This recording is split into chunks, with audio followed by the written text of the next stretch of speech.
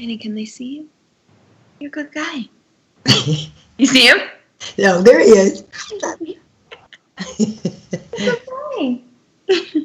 Well, hello, everybody, and welcome to Killing Even More. I am Karyn Bryant. Hey, I'm Megan Olivi. Thank you guys for joining us, Karyn. I'm so glad to see you. This time our Wi-Fi works. I know, yes, this is awesome, folks. So Megan was traveling last night home from Jacksonville, where she was working on the fights last week. So we weren't able to go live, but we do want to talk about End of Game, of course, the Killing Eve episode last night. But briefly, of course, Megan, since folks mostly know us for covering UFC, in a nutshell, how was the week? Because obviously there was a lot going on with 3 fight nights. It was incredible.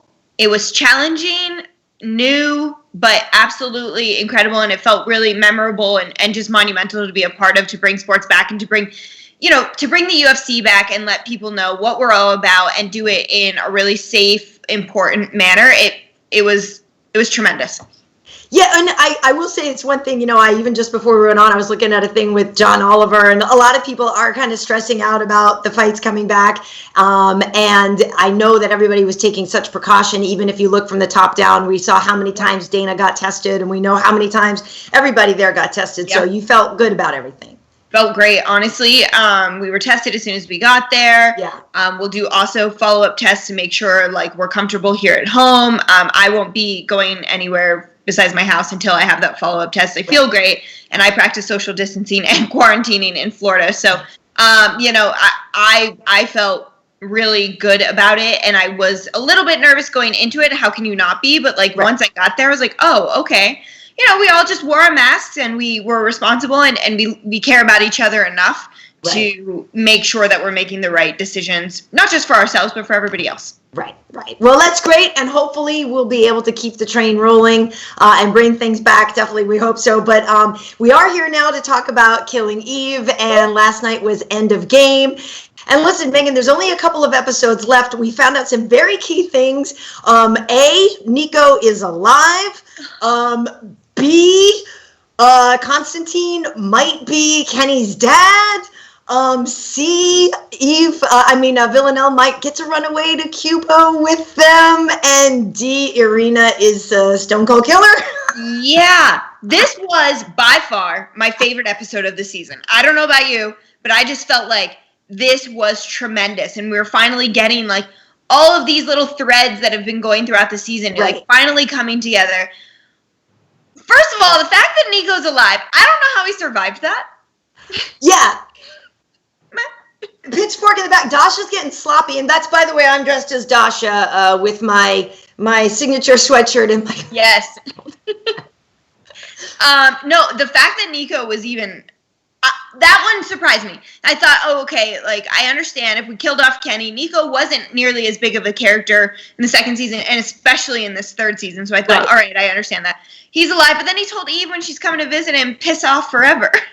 Yeah, so right. He's like, I know this happened because of you, and I don't want you around. Yeah, right. She's acting all concerned, and so, and I guess the part of me is sort of what's the point of keeping him alive? You're going to wonder why keep him alive. Obviously it was just to help her put some threads together and figure out Dasha and stuff like that, I guess, right? So it's just there for Eve to be able to put some things together and then recognize which murder was actually Villanelle's, which was in the garden, and which one wasn't hers. So I did like their bowling showdown. Although Eve's form is terrible, but she was able to. She was so good. She's so good.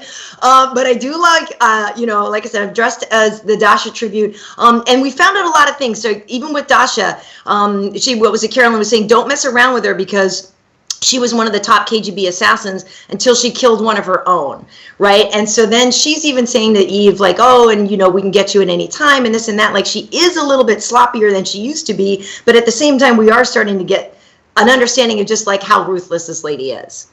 Absolutely. And I think there's still a lot in play in terms of Elena, the woman who's in charge of Dasha and Villanelle, and you can kind of tell that Dasha has this resentment towards her. There's a lot that's going on there, and Dasha, I think it's just super jealous, and she doesn't know what else to do. I mean, she's been an assassin for this long in her life, and now it's somebody's kind of surpassing me, but she doesn't know what else to do, so she's trying to manipulate the situation to benefit her. But it's coming to a point where she won't be able to do that. And the fact that Eve already figured it out, who she was, and found her, I think is very telling. It's very telling. And also the fact that Elena now, like you said, is kind of taking over. We don't really need Dasha as much anymore. And so she's trying to stay relevant and trying to insert herself in these situations to stay relevant. But even with Elena, you know, she says to Villanelle, like, you got the promotion, you got everything you want, you know, like, here's your champagne and everything. Okay, now go to Romania and just kill this guy. And she's like, well, but I thought I just got a promotion. So how is this any different? So that was a little bit frustrating. And we do start to see here, you know, obviously last episode, Villanelle went home and we're starting to see some of her roots and understand like her relationship with love and parental figures and stuff like that. But like, she seems now like she doesn't want to do this. She's saying she doesn't want to kill anymore. The actual murder was sloppy. She got injured herself. And it's almost like she's unraveling. It's weird. Like in this one, Eve was coming more together, right? And Villanelle is unraveling more. Yeah. And I think from what I took away from a lot of this is the fact that she almost wants that family with Constantine. Yes. And then she took his daughter for like a joyride and teaching her, you know, to spin the car and stuff like that. And it felt like she realized what happened. She actually computed what happened with her family there and how it affected her. And now she's like, well, let me make this family situation here and we can all run away and like be happy together.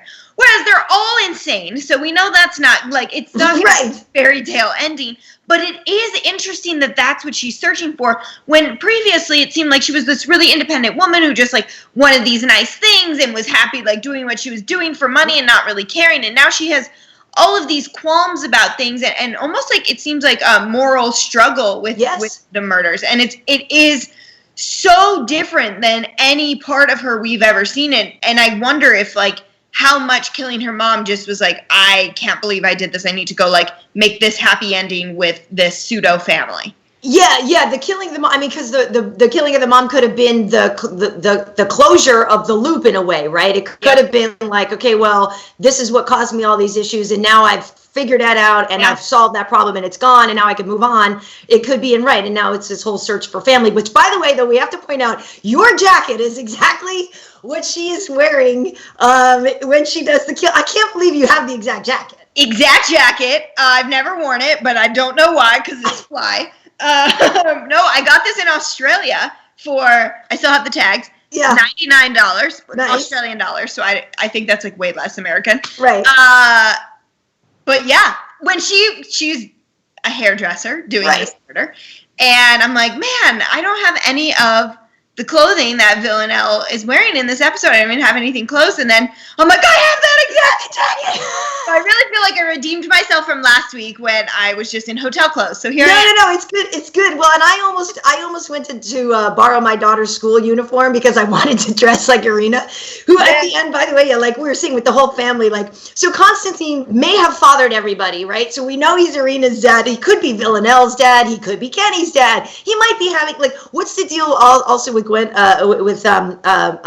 Carolyn's daughter, because she said, Constantine said he kissed her, and then Constantine was saying that Kenny was the last person that, you know, that he was calling. There was that whole thing. So we don't understand. We don't know if, like, what's the relationship with Carolyn and Carolyn's daughter and Constantine, or what is going on there. But yeah, I almost dressed like Irina because at the end when she killed her mom's boyfriend, I thought that was kind of crazy. And yeah, we don't really know what's going to become of her and if she's going to become this other savage killer. But one thing about this episode, that I thought was interesting was the other thing with Carolyn when she goes back to her office, right? Because now we're starting to find out a lot of things, right? So she gets these information about her son, but it doesn't really get to her. And then she's in the car with Constantine, and she's finding out, like, Kenny's asking, "Are you her? The dad?" There's a lot of drama. Then he's saying to Constantine, "Well, we need to find out who ordered the murder in the garden." Meanwhile, he's like, "Well, that was me." Yeah. Can I leave London? I'd love to have So I found out this episode, and I do want to get to some questions here, that there was so much about Constantine being like the linchpin to so many things. Yeah. And Carolyn seemed like pissed off at him too in the car. And it was weird. It was like, are you mad that is he Kenny's father? And she's pissed off. It's all coming together. Like, I couldn't understand what she was more mad at, the Kenny thing or the daughter thing. I didn't know what she was more mad at with Constantine. And what, for me, also, it was like, did he accidentally let that slip because that's what he thought she knew? Like, did she even know about the daughter and him? Because Right. I wonder if he was like, oh, she must have seen me kiss her, and, like, I have to say that. And then I wonder if Carolyn had any idea that happened, or she was just using her poker face in that. Well, right, because she drove when she came home early the other day and she saw that Constantine was there, so she knows that there's something there. But again, we didn't know before. We were thinking maybe the daughter had something to do with Kenny's death, and now, well, maybe that's still the case. I mean, it's even weirder if Constantine is the linchpin. Let's hope he's not the daughter's dad, because that No, but I don't even like the idea of her with him in any sort of romantic sense or anything too. Then that's just too weird. It's just too weird, and especially if look at, I don't want to date anybody my mom dated. You know what I mean? Like, that's just weird. So creepy. No, and yes, you're right. I love that you called him a linchpin, because he really is in this episode, and I feel like we don't quite know his involvement on so many levels, because I feel like he is helping Carolyn, even though he's supposed to work for the 12, but then he's kind of working for himself and Villanelle to run away, or whatever that may be. So it's almost like, who's going to catch up with him first? Yes. I think he's running from a lot. All right, now let's see. People definitely are asking about Fight Island. Maybe we'll talk some more fight stuff at the end. Joe Boza saying Nico's a cat with 9 lives. It very much seems that way. Lil Snoop with the donation. Thank you so much, Lil Snoop. Much appreciated. Let's see. Okay, so people are definitely talking about, yes, the Constantine and the Geraldine news. To me, I think that was crazy. And somebody put, does anyone think Eve is going to swoop in on old V during this horrible time for her? He says, I'm manifesting. Now, that is one thing that is interesting, right? Because now we are seeing Eve's family is falling apart. He said, piss off forever, even though he's dead. He's not dead. He's dead to her, right? Villanelle's family is literally dead and figuratively falling apart. Carolyn, Constantine, all this stuff. And there is something to be said for them now finding each other and making a life together. But they're still cat and mouse. They're still at odds. They're still good guy, bad guy. And I think it's Eve. Eve still has this, I don't even know what word to use. I want to say maybe longing for her, even though she knows it's wrong. And she's so desperate to be like, Villanelle is not the one who did this to Nico. You know what I mean? Like, it's like she desperately wants to make sure that this person that she emotionally has this connection with, whether she wants to or not, didn't do this to her husband, who she also loves. So yeah, you wonder if, like, this is a point in Villanelle's mind where she's like, I can kind of escape this, and like, Cuba, what better place to go? And maybe, like, I can make all of this happen.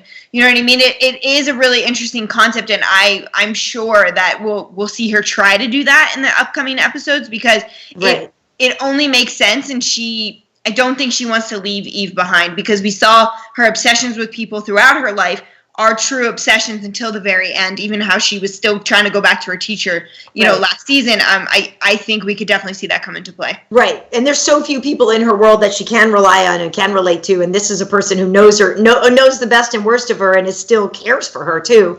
So there was a couple things that she said, when she said to Constantine, your plan to get out, I'm in. There were some key lines here. I thought that there was a couple of cool things that were kind of fun on this one. But also I liked that when Carolyn and Paul, when they were in the office, and she goes in there and she said something like, and they were talking about all the information, and she says, well, can I trust you? And he's like, can I trust you? And can any of us be trusted? And by the way, this is your office. And, like, he's so creepy and icky and smarmy and perfectly cool and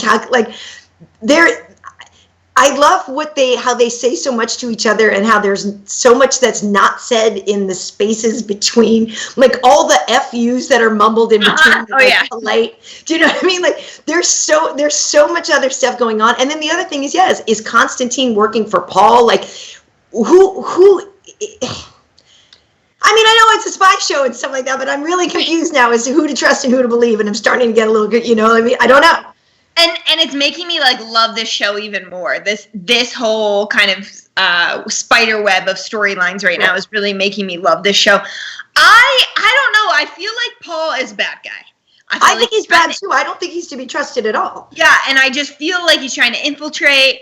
Carolyn and her team to see what do they know, how can I hinder whatever they're going to find out, how can I prolong it to prepare, our plan, because he's just in Constantine's house, like, let me just show up here and I'm demanding you to stay.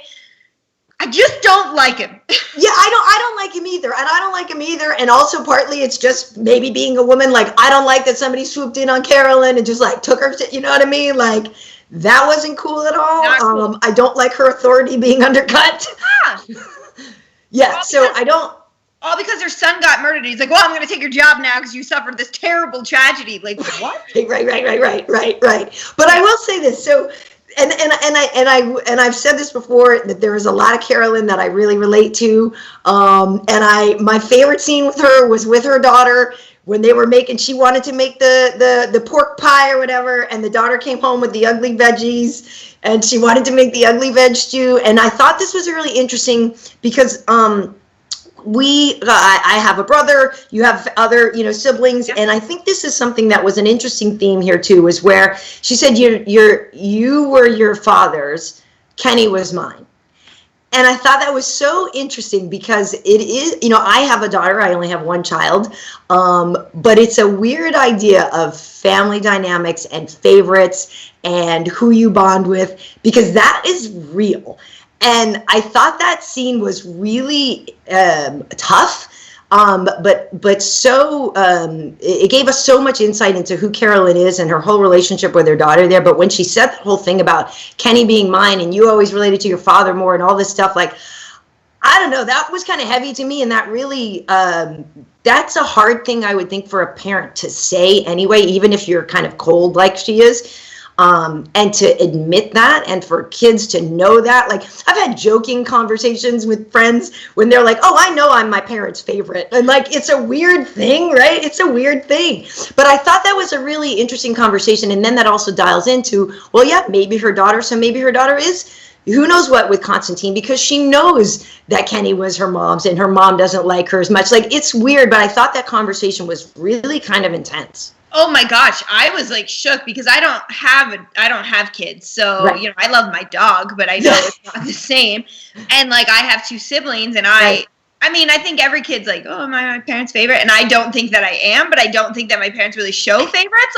Right. It's weird. I don't think we're all treated differently, but we're all treated the way we need to be treated. So it doesn't ever feel oh, I'm not loved, or right. My dad doesn't like me as much as my mom does. I don't ever feel that way. So I think it's really interesting. But I also think it plays into this theme of how Villanelle felt about her mom. And she's I'll kill my mom. I hate her. I'm clearly not hurt. She caused, right, exactly. And she's she caused me this much pain. So then I'm wondering if Geraldine, right? Yes. Yeah, so if Geraldine also is resentful of her mom and kind of I don't really care what happens to her because she doesn't really like me. So I'm as much as we think maybe it's romantic with Constantine, maybe that is how they are covering whatever else they might be doing, because she doesn't seem to give a shit about her mom. And no. And I think there's part of her that wants to, because she's this is all we have, and our brother tied us together. But then I think there's another part that's maybe she's just sticking around till whatever needs to happen is happening, and this is how she's playing it. Yeah, maybe Geraldine is killing her own mom and gonna kill her off and take over her spot too. It could be about matricide this season. Right. You know what I mean? It could be her figuratively or literally killing off her mom. And if we start talking about, if you really go back and you're talking about the old Greek plays and stuff like that, when we talk about, there's always mothers and fathers who get killed by their own siblings and stuff. It's a very time-honored tradition of jealousy and of killing parents, and it's a lot. It is, but I do think that could be something that we see happen. And if she felt like her mom hated her, I feel terrible for her. Don't mess with Carolyn though, okay? Because when she almost died in the car, I don't want anything to happen to Carolyn. I like her too much. I will be pissed off if anything happens to her. I could not agree. I will boycott. I will boycott. All right, let's see if we have some questions, and then I want to definitely talk about some more of the fashion. I know Wade's been popping up some of the pictures, but Some people just want Nico to go away. I'm not going to lie. Like, he kind of, I guess he doesn't really serve a whole lot of a purpose right now, right? He's just only there for, like, leverage and for, like, I don't know, to kind of there for inspiration for Eve, but not much else. I feel like he is serving as her inspiration and maybe motivation to do what is right, because she knows he is going to have his life forever altered if he does make it through whatever this is. So I almost feel like he's just there in the show to, like, just serve this purpose as a reminder, like, do what is right. Don't, like, don't let your love for Villanelle, your lust for Villanelle, control. Like a moral grounding. Exactly. Yeah, and she kind of checks in with him to sort of touch base of, like, am I still normal? Oh, he just told me to F off, I guess. Guess not. Yeah. All right, so once again, if we could throw that jacket up. Wait, I think we had the picture of the jacket that Megan has on here. Now, she said she was able to get it for $99, which I love. But now, are you a fringe person in general, or is this the only thing you have with fringe? This is the only fringe thing I have, and I saw it, and I was like, I need that jacket so much. Yeah, it's cool. Yes. I need to wear it. I haven't had the guts to wear it in public yet, but you know what? Like, here we go. Now you need to own it, because now everybody will know. No, for sure. Okay, so I don't know if I got the white boots that Villanelle was wearing before, but let's talk about that suit. So at the beginning, when she was meeting with Elena, that killer blue suit with the great shoulder pads, or the angles. Okay, so here we go. It's a dice kayak. The blazer, $1,469. The pants, $783. And the shoes were from Simone Rocha. And I remember, now we speak so much Portuguese. I say Rocha, but that could be Rocha. I don't know. I was like, oh wow, is she from Brazil? I don't know. I believe the shoes were only for runway, and I don't know if those were available, but I do know, you can still find, like, old creepers and stuff like that. But that suit I thought was pretty great. Like, I loved that cut. It was kind of throwbacky, but, like, modern and forward moving and throwback Terry Mugler to me at the same time. Yeah, we're seeing that theme in general of the shoulder pad quite often. Recently, I actually just got a couple of blazers that have it, but not to, like, make this about me, but it kind of reminded me of a suit that I wore for the Conor McGregor fight, which was from Remy Brooke. Okay. Kind of like that shark skin blue as well, and I actually took out the shoulder pads for that one because I'm only 5 feet tall, and on camera I looked like something was wrong with me. But that is not that expensive. And if you are stick skinny, you can also buy the pants. I could not. I had to send those back. But I love that. I want to say, and also the Remy Brooke one is, like, way on clearance, so you can get it for like $200 an hour. Nice, very nice. And now there was a cute jumpsuit too when she went to the hockey game. Yes. To watch Arena play hockey, which also, by the way, I love. I helped start a hockey team in my high school for girls. By the way, yes, I played basketball and soccer and baseball, and we didn't have girls hockey back then. And I helped start the girls hockey team with some friends. And they're quite good now and went on to, like, this whole thing. It's amazing. Anyway, but that jumpsuit, I love a jumpsuit. I have several. I love them. This is from Palmer Harding, $465. I believe this one might be all gone, unfortunately.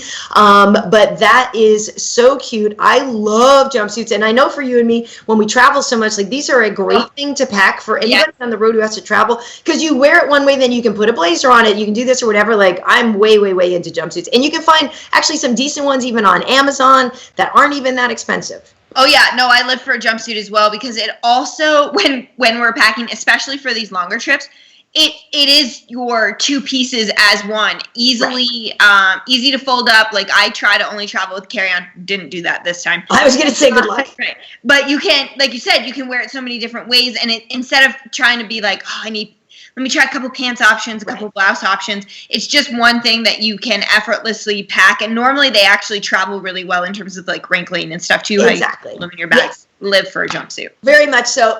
Okay, and so then there was also on this one, well, Elena was wearing, polka dots were a theme this show. I don't know if you know, she was wearing the white blouse, but she had the polka dot scarf on. Last week we saw Villanelle and, like, the polka dots and the white, so that was something else. It was kind of nice. If we're bringing this one back again, that's a pricey blouse, $1,000 for a blouse. I'm not gonna lie. Mitch. but I really feel like there's a lot of places online that you can find things. Yes. And I'm trying to think what else was in there, but the suit was my favorite thing, I guess. Oh, yeah. Oh, yes. This is what I wanted to talk about. If you look at Sandra Oh, so she is in Elle. This is amazing. So we got these from her Instagram, and I do want to shout out to Jodie Comer Closet. That's where we find a lot of the information on the other clothes that are worn in the show. But this is from Sandra Oh's Instagram when she did this beautiful shoot for Elle, and she's talking about how it was just like a dream come true shoot for her. She looks so beautiful, and I think that this, I just love her in this kind of ethereal, that kind of, but this shot I love. I love orange, and I would totally wear that. Like, I know it's kind of poofy, and I don't usually wear a lot of ruffles, but I love that orange. Oh, that was beautiful, and I love that it could still come out now, even though so much is going on in the world. Their season is airing, so it's really great to still be able to promote it. And for people who don't know, they're at home reading magazines, for them to be like, whoa, look how beautiful this is. And yes, you can see fashions just like this in the show. Yeah. I think it's really huge as well for those who might not be familiar with Killing Eve. Right. Well, it is good stuff. And it's funny, too, because I've been watching, obviously we were watching a lot of stuff, and Sideways has been on cable a lot lately. And I love that movie. And I've always loved Sandra Oh in that movie particularly. But you forget, right? Like, you forget how many great things she's done. Yeah. I was not necessarily a Grey's Anatomy watcher or whatever like that, so I've just seen her in other films, and I look back on that one, I'm like, she was so cool in that movie. And then, so she's just doing great. It's just so nice to see. Also, obviously, just more inclusive, right? Like, obviously they've been doing that for a long time, but we don't need supermodels to be the ones to dictate beauty. And obviously Sandra Oh doing like amazing things and just looking so gorgeous there. All right, well, let's see if we got any more questions here before we get out of here. Somebody was asking what you were drinking. Is that like a power smoothie? Oh no, it's emergency in a water. Oh yeah, okay.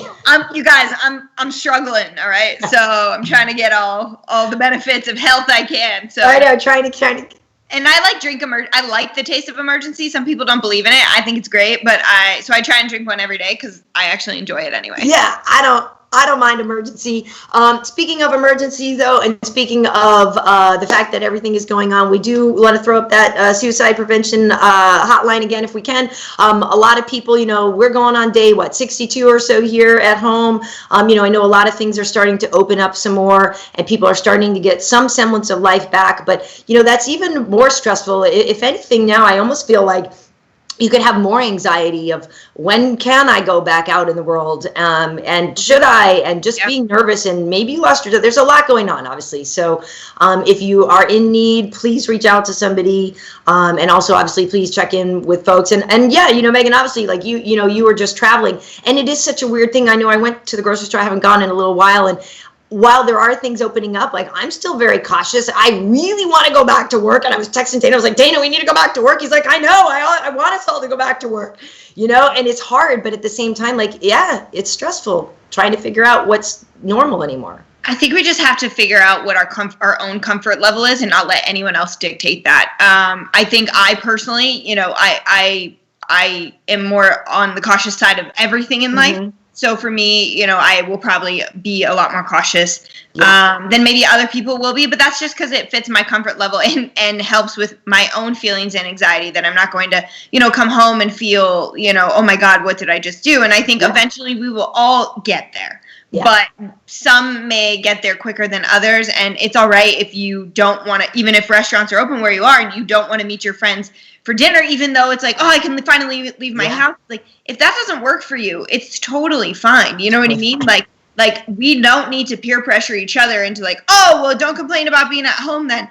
You complain all you want. Yes. Whatever works for you, works for you. Complain all you want. Yeah. Yeah, and we don't know, what's going to happen here. But I know there's a couple episodes. I am a little bit bummed out at how quickly this season of Killing Eve is going, like, especially at times like these. I feel like we could have used like a 14-episode season. Who killed Kenny? I don't know what answers we're going to get by the end of this season. But there's only a couple left, and I'm a little bummed out. Me too. I am selfishly hoping they go to Cuba in the show. Yes. Because I've been to Cuba and I loved it so much that I hope the beautiful people and country get exposure there. Did you guys go Wait, you went last year or something, right? 2 years ago, yeah, for Joe's birthday. He told me he's like, I don't want to just go to the beach. I want to feel like I have some culture. I was like, well, surprise, we're going to Cuba. There's no more culture. That's cool. Yeah, it was truly amazing. And I do hope that they go there, just because I would love to see like the beautiful people and just their culture highlighted. That would be really awesome. And because it is a British company, I think that they have a lot more ability to travel there and do things there than like their American counterparts would. Yeah, they might be able to. And also it could be really cool because from what I heard, maybe you saw that there's a bunch of like classic cars there, like that they have. So visually, and if you have that old Havana and stuff like that, like visually that could be really intense. Oh my gosh, I have some on my phone. Like the classic cars are everywhere because that was sort of the last time they were able to have vehicles come in. I don't know. Right. Oh, that's cool. Yeah. Let's see. And so what I've heard is, that they kind of fix them up and they do different things. But like you said, that they still have all these old classics there because that was the last stuff that came. So yeah, that's really cool.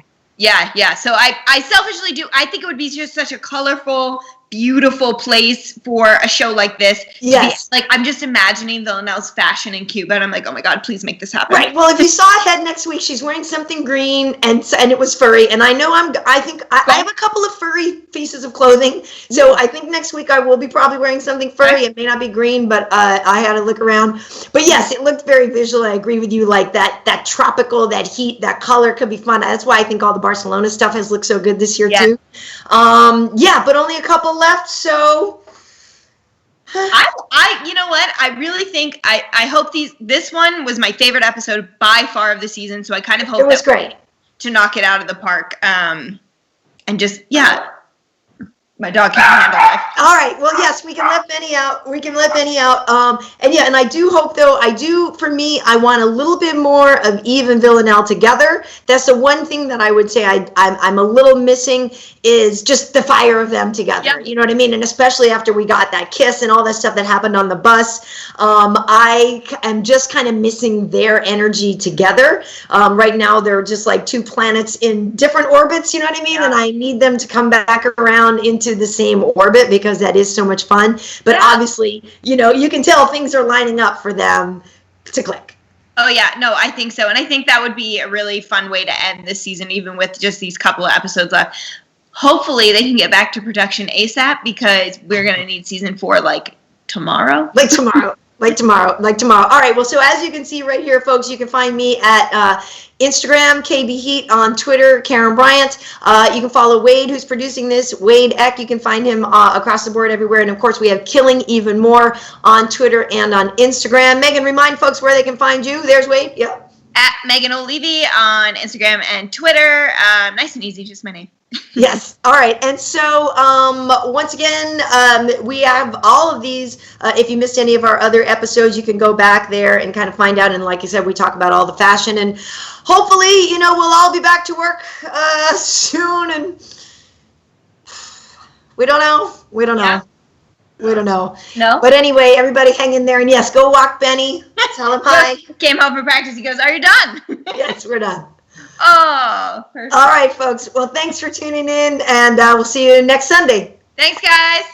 Hey, Joe. Oh, no. See you later. See you guys. That's so